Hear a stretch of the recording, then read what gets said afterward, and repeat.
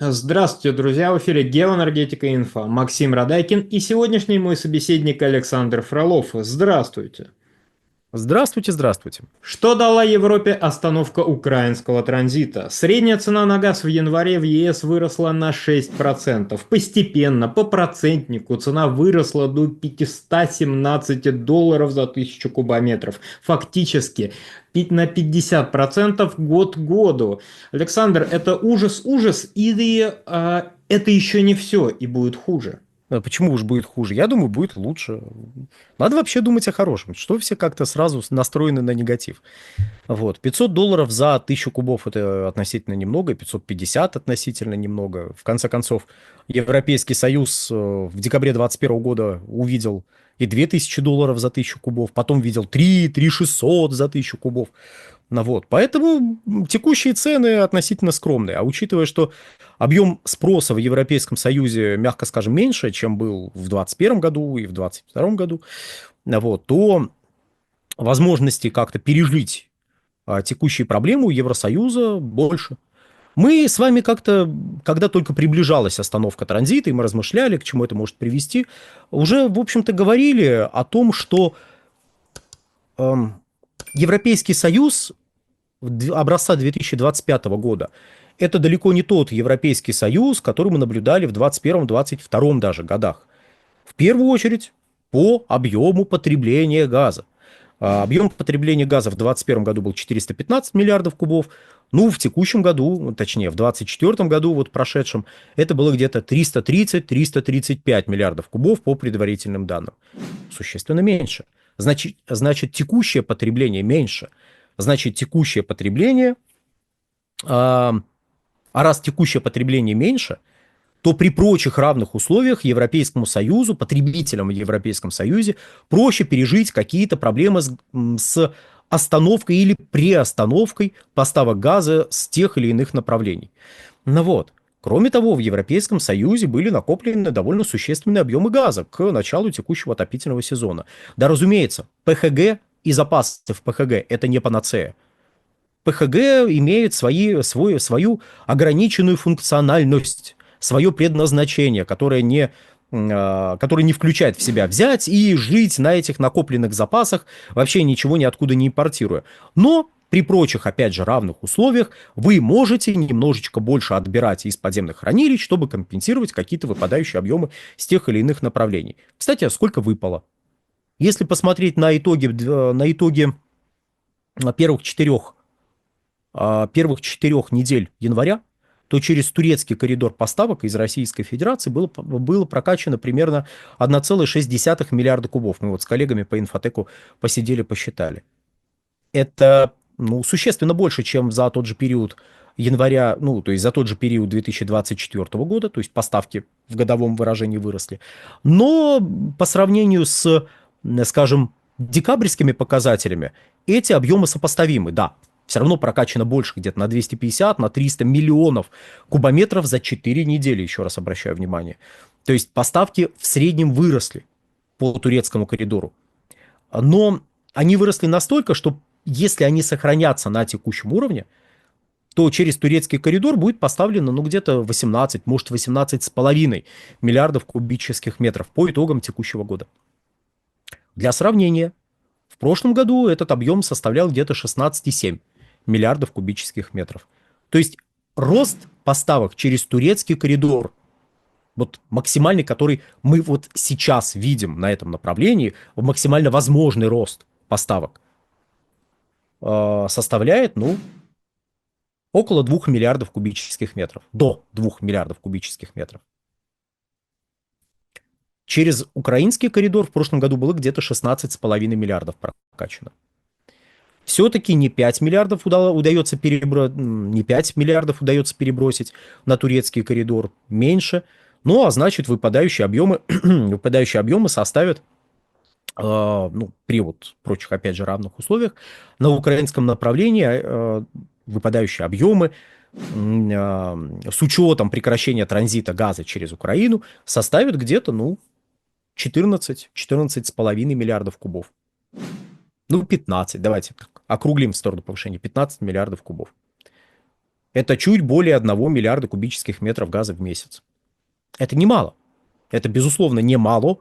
Это довольно большая величина. Этой величины в июне 2022 года хватило выпадения такой величины. Хватило, чтобы на рынке Евросоюза случилась истерика. Тогда примерно такой объем выпал из американского направления импорта. То есть тогда случилась авария на Freeport LNG, довольно крупный американский завод, производящий сжиженный природный газ, и поставки примерно в размере 1 миллиарда кубических метров в месяц с этого направления прекратились. Ай-яй-яй, ой-ой-ой, цены пошли вверх, что мы наблюдаем сейчас, но цены пошли вверх вот примерно на текущих уровнях.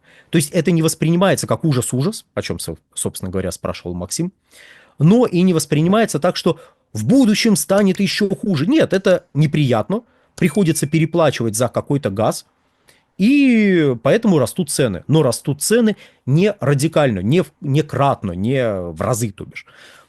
А с каких направлений переманивается газ? Как мы и говорили, с азиатского направления. Основной рынок сбыта сжиженного природного газа – это Азия. Это не Европа, это Азия. В отдельные годы на Азиатско-Тихоокеанский регион приходилось 75% всех СПГ поставок. В самые худшие годы, вот за последние за последние года 4, 66% поставок. Ну, сейчас порядка 70% идет в Азиатско-Тихоокеанский регион. Сейчас, после того, как резко вырос импорт в Европейском Союзе, поставки тоже выросли за прошедшие года 4, то бишь с начала десятилетия поставки в целом выросли. Вот. И Азия является наиболее привлекательным рынком сбыта. Растущим, стабильным, заключающим долгосрочные контракты, понятным. И Европе, занимающей остаток от вот этих вот 30%, которые не Азия, то есть не все 30% это Европа. Европа часть, значительная, но часть вот этих вот 30%. То есть на Европу приходится, наверное, 25% где-то сейчас. Может, чуть больше. Но, ладно, про конкретные величины это мы с вами отдельно поговорим. В данном случае нам интересно следующее. Нам интересно то, что поставки СПГ в Европу в прошлом году снизились. Ну, в целом снизились. А поставки с американского направления сократились где-то на 11 миллиардов кубов. Но в целом-то экспорт из Штатов сжиженного природного газа не сократился. Куда этот газ пошел? В Азию? Он пошел в Азию.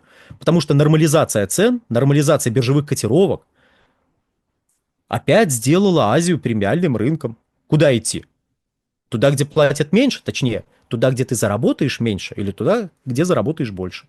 Идем туда, где заработаем больше, идем в Азию. И вот сейчас Европа, столкнувшаяся с ограниченностью газотранспортных мощностей, трубопроводных мощностей, проложенных в ее сторону, вынуждена конкурировать за сжиженный природный газ. В первую очередь с Азией. То есть ни Норвегия нарастить поставки газа не может, ни Россия, по понятным причинам.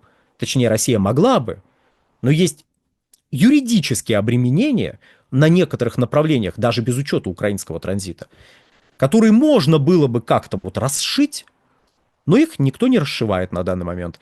В качестве примера яркого можно привести газопровод Ямал-Европа и его польский участок, через который можно было бы спокойно поставлять 30 миллиардов кубических метров газа в год. Примерно этот объем был в целом поставлен, 33 было, более 33 миллиардов кубов было поставлено, но сопоставимый объем был поставлен по турецкому и по украинскому маршрутам в страны Европейского Союза. То есть только Ямал-Европа могла бы полностью компенсировать выпадающий украинский транзит. Но в эту сторону никто не работает. Если резюмировать, сейчас наблюдаем следующее. Относительно благоприятные условия. Относительно благоприятные условия температурные. То есть может быть хуже. Некоторые пишут, вот холода приводит к тому, что может быть хуже. Сейчас условия относительно благоприятные. Относительно благоприятные условия с ветровой энергетикой. Да, она вырабатывает электричество не на максимуме, но вполне достойные объемы. Может быть хуже. То есть может кратно сократится объем производства электрической энергии в феврале на ветроэлектростанциях, что нагрузит дополнительно газовые электростанции, и это приведет к резкому росту спроса на газ, что еще может вызвать увеличение цен, точнее биржевых котировок. Запасы для текущих потребностей Европейского Союза достаточны, импорт достаточен, и Европа, да, она вступила опять в ценовое противостояние с Азиатско-Тихоокеанским регионом, но из-за упавшего спроса в Европе, то есть средние значения, которые будут безотносительно того, какие температурные режимы, сколько там ветра, точнее, сколько электрической энергии ветроэлектростанции производят. Вот просто текущее потребление. В первую очередь у промышленных предприятий. Вот это текущее потребление снизилось относительно 2021 года, относительно зимы, ну, точнее, относительно начала 2021 года. Поэтому Европейскому Союзу проще живется. Но это все говорит нам о следующем, что если ограниченность предложения сохранится, не то что даже на текущем уровне, а лишь частично будет компенсировано ростом поставок СПГ с других направлений на мировой рынок, не в Европу, на мировой рынок, то Европейскому Союзу не получится одновременно восполнить все отобранные запасы, довести опять запасы в подземных хранилищах до там, более чем 100 миллиардов кубических метров к началу отопительного сезона. Не удастся перейти к росту спроса, точнее, росту потребления, не спроса, к росту потребления газа. А если еще точнее сказать, к восстановлению потребления газа. Ведь значительный объем газа выпал с промышленного сегмента. Индекс промышленного производства, мягко скажем, не радует, особенно в какой-нибудь Германии.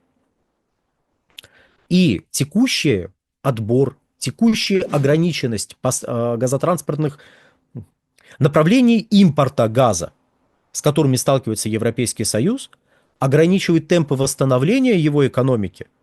А я думаю, что экономика будет восстанавливаться Европейского Союза. Евросоюз не замерзнет, я говорю тем, кто не очень понимает намеки. Вот. Я понимаю, что основная часть нашей аудитории – это интеллигентные, все прекрасно понимающие люди. Но, знаете, бывают иногда засланные казачки, которые не в полной мере понимают, что мы имеем в виду. Не замерзнет Европейский Союз. Проблема в его инвестиционной привлекательности, которая и дальше будет оставаться на низком уровне. То есть низкая динамика восстановления экономики, смещение в неопределенное будущее восстановления экономики будет приводить в том числе к снижению инвестиционной привлекательности Европейского Союза. А инвестировать в ряду крупных транснациональных компаний надо уже сегодня, здесь, сейчас. И они здесь, сегодня, здесь, сейчас думают, куда, на какой территории, на каком рынке, в какой рынок вкладывать деньги. Ведь куда проще может оказаться построить заводик не на территории Европейского Союза, а построить заводик в Китае и привезти в Европейский Союз готовую продукцию. Проблема Европейского Союза в том, что из Китая он покупает готовую продукцию, а готовую продукцию продает в сторону Соединенных Штатов Америки. И Китаю интересно переманить часть производства на свою территорию. Вы же и так покупаете готовую продукцию, будете больше покупать.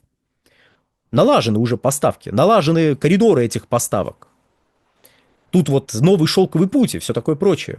Помните про такое? И для Соединенных Штатов открывается окно возможностей, потому что, ну, если деньги будут вкладываться не в Китай, не в Европу, то куда? Ну, а вот давайте в Штаты. Тем более, а мало ли, вдруг они там начнут какие-то пошлины вводить, вдруг еще что-то. Откроем заводик там, если что, готовую продукцию повезем в Европу. И вот этот торговый баланс будет смещаться в пользу Соединенных Штатов постепенно.